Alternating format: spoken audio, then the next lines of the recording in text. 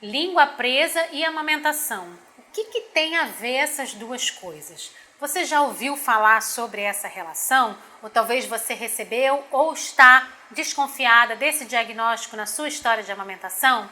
Vem comigo que hoje a gente vai falar um pouquinho mais sobre esses assuntos. Muito prazer, eu sou Bianca Balaciano, consultora internacional em amamentação e há 12 anos eu venho atendendo famílias que enfrentam dificuldades no processo da amamentação. Muitas pessoas acham que o assunto da anquiloglossia, ou a língua presa, o freio de língua restrito, é um assunto novo, ou que está na moda, ou que vem sendo abordado com exagero. Isso não é uma verdade. A anquiloglossia, que é a restrição do freio lingual, então que é essa pelinha que a gente tem embaixo da língua, e a restrição ou a falta de elasticidade que podem eventualmente impactar na movimentação do grupamento de músculos que forma a língua, é um assunto que está descrito em textos bíblicos. Portanto, não se trata de novidade. Alguns estudos muito complexos e difundidos já comprovaram a relação entre a restrição do movimento de língua e os seus impactos na amamentação. O que acontece é que muitas vezes as ferramentas que são utilizadas para avaliação dessa restrição podem não ser utilizadas nos momentos adequados, podem não conseguir avaliar toda a amplitude de funções do bebê e da mamada que a gente precisa para classificar o problema que vem acontecendo, ou às vezes elas não são utilizadas de forma adequada, ou os encaminhamentos também podem não ser feitos no momento adequado. Então hoje eu quero conversar com você que já ouviu muito falar sobre esse assunto, mas não sabe exatamente como que isso pode impactar na amamentação. Hoje eu trouxe aqui a minha boquinha didática de crochê para explicar para vocês um pouquinho dos movimentos que a língua precisa fazer durante a amamentação. A língua do bebê, que é essa parte aqui na boquinha didática, traz um grupamento de músculos gigantesco e que precisa trabalhar de forma irrestrita, então com muita flexibilidade, com muita elasticidade, para que possa envolver e segurar a mama da sua mãe dentro da boca, fazendo com que a mamada seja eficaz, adequada. Então é muito importante que essa linguinha, tenha a sua movimentação irrestrita. Muitas pessoas não sabem que o local de repouso da ponta da língua é aqui, no céu da boca, certo? E mesmo que o bebê abra a boca e abaixe a língua para mamar, ele vai precisar da movimentação da ponta da língua e do dorso para poder acoplar a sua boquinha na mama da sua mãe de forma adequada e fazer todos os movimentos exigidos pela língua para que essa mama possa se manter no local adequado, com a pressão interna na boca adequada também para não machucar a sua mãe e para poder remover leite de forma adequada.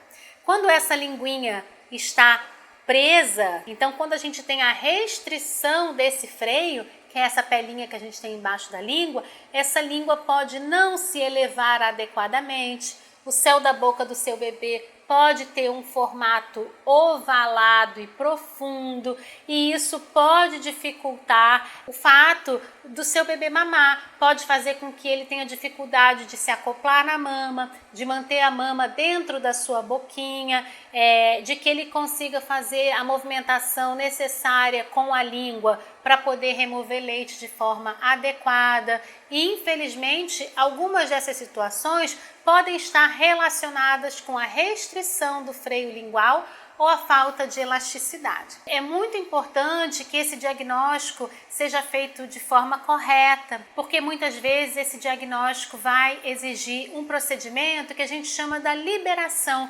do freio ou freno lingual, que pode ser a frenotomia ou a frenectomia. Então, o diagnóstico ele precisa ser feito por uma equipe profissional.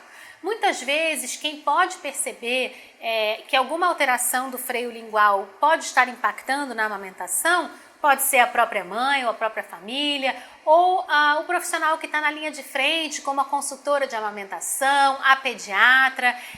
Nesses casos, é muito importante que o encaminhamento seja adequado. Outros profissionais vão precisar participar para que a gente possa chegar no diagnóstico adequado. Hoje eu quero falar com você que pode estar passando por esse problema ou pensando se talvez não é isso que está impactando aí na sua história de amamentação. Quais são os sinais vermelhos que a gente deve perceber para talvez pensar ou supor que o seu bebê tenha uma alteração ou uma restrição no freio lingual? Geralmente é um bebê que vai ter dificuldade para se acoplar na mama ou se manter mamando, né? É um bebê que pode machucar a sua mama desde muito cedo, muitas vezes já na maternidade, fazendo machucados, né? Feridas, fissuras na mama muito profundas desde o princípio.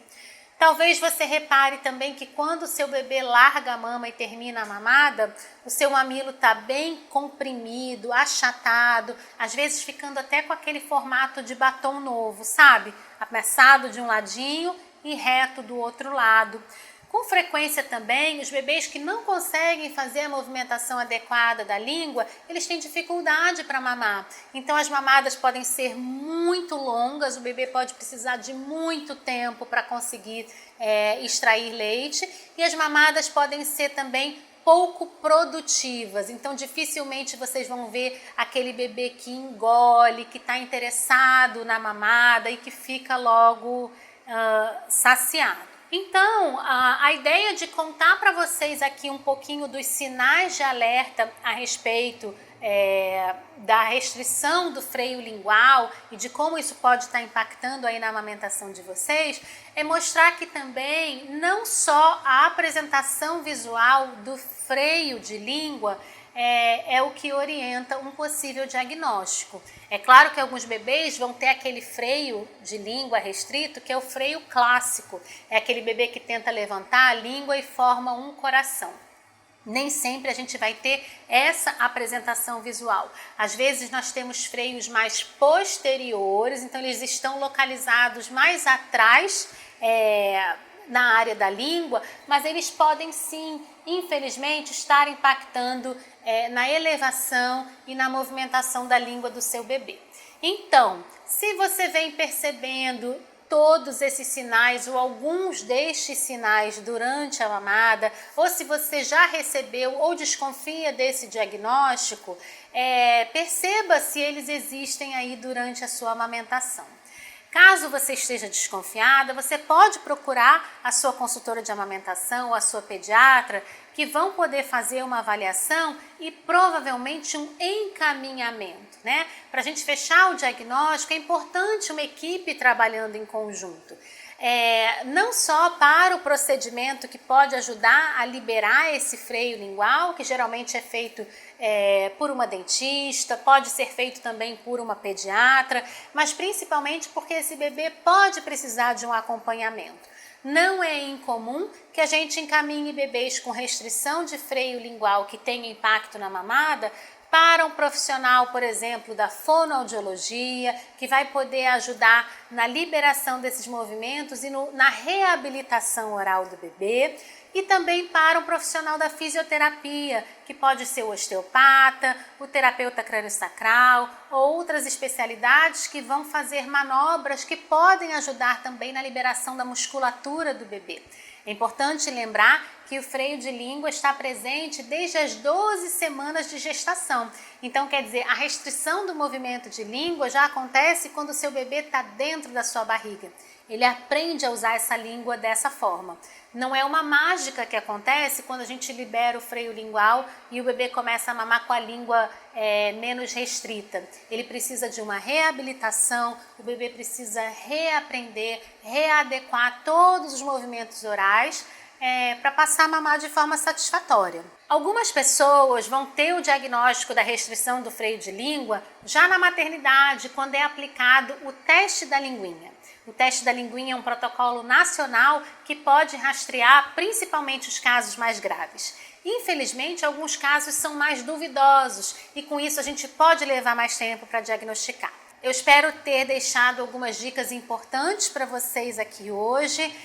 Eu sei que o assunto da restrição do freio lingual é hoje um assunto de extrema importância, um assunto que vem sendo abordado assim com muita frequência. Talvez você conheça pessoas que tenham tido bebês com restrição de freios orais, e eu considero muito importante que a gente possa falar um pouco mais sobre esse assunto, seja para que a gente possa apoiar mais famílias na amamentação, mas também para que a gente evite cometer exageros, né? Achando que todos os bebês têm restrições e encaminhando muitos bebês para procedimentos sem necessidade, certo?